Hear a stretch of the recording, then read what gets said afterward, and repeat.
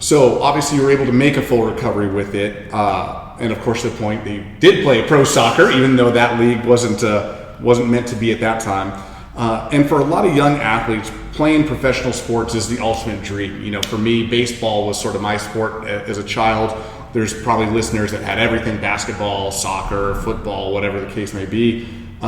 So when you first got the news that you were going to be playing for the Thorns, like, what was your reaction? Like, what was the experience like? Like, was it just overwhelming? And then talk us through actually playing for them. Like, did it live up to what all the dreams were? What was different? What you expected? All of that. Yeah, I mean, I was shocked. I mean, the tryout process was really long, and for a goalkeeper, I mean, they were asking us, there were 2 sets of tryouts, so I had to stay back to back. So I was at the field for probably 6 hours, like on a weekend, and I was so tired. I was so dead. And I really just didn't think that I was going to get, anything. And so the fact that they were like, all right, you've made it to preseason, and then we'll see what the next step is. And so then I had about 2 weeks with the team, and, in that 2 weeks, I'm meeting Alex Morgan, Christine Sinclair. I mean, I'm playing with players that have been on, like, the world's biggest stage, playing in the World Cup, playing in the Olympics, and, like,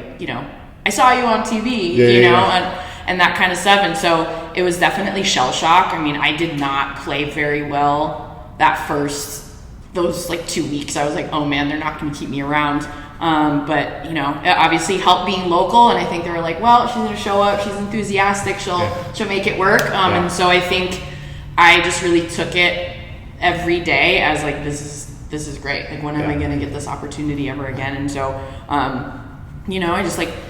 I did, like, every single day I went into training just as the happiest person to be there and just be enthusiastic and, like, I'm going to say hi to Alex Morgan. Like, yes, we're going to work our butts off, and it's going to be fun, and I'm going to enjoy it.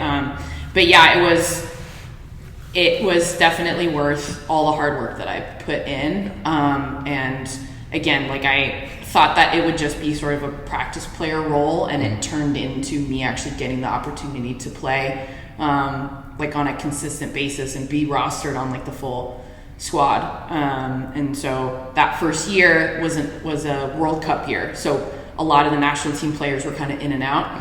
And so that helped my cause because, I wasn't going to the World Cup. And so, hey, I'm here. And so, like I said, it was just, like, a really cool experience. And again, I wasn't ever thinking, like, okay, I'm going to get in a game. I was just like, I'm just happy to train and be here and get some free gear. But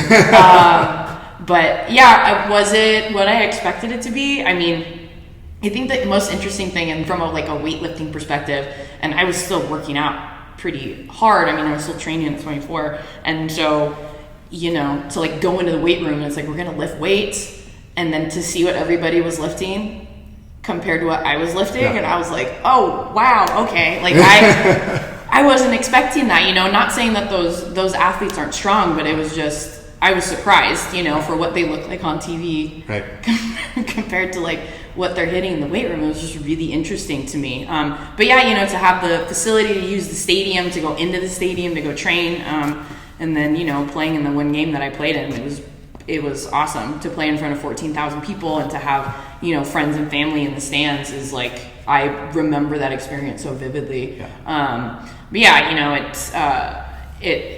It was worth the hard work. I wish it could have continued for longer, but the fact that I still got the opportunity to do it when it was those first 2 seasons, and, it was pretty cool. Yeah, that's pretty awesome. I mean, that's just, fulfilling your dream, right? Like, so many young athletes out there. We're going to talk a little bit more about young athletes, but before I get into the next question, I think there was one thing that isn't on my note sheet, but I did want to rehash again. So you said that your first couple weeks you didn't play that well, and the coaches kept you around still largely because of your attitude. Like, you still worked your butt off, you came in and had a good attitude and were being a good teammate and all that stuff. And young athletes out there, take note of that. Like, you probably have heard that from your parents and your coaches.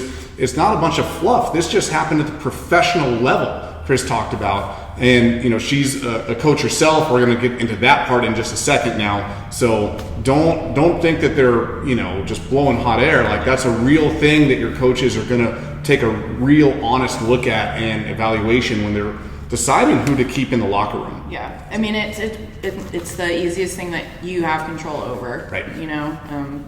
Like your playing time, all that other stuff you can't control, but how you choose to view your opportunity within the team and what your role is fully in your control. So yeah. Sometimes your attitude is one of the only things that you have control over. Yes.